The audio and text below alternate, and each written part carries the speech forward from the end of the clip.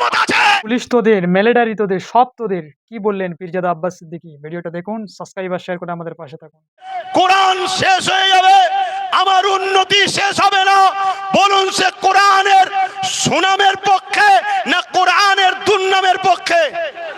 যে কোরআনের বিরোধী হয়, কোরআনকে মিটাতে চায়, তাকে ক্ষমতায় আনার যে মুসলমান চেষ্টা করবে, সেই মুসলমান কখনো মুসলমানের রক্তে হতে পারে না, সে কখনো ইমানদার হতে পারে না।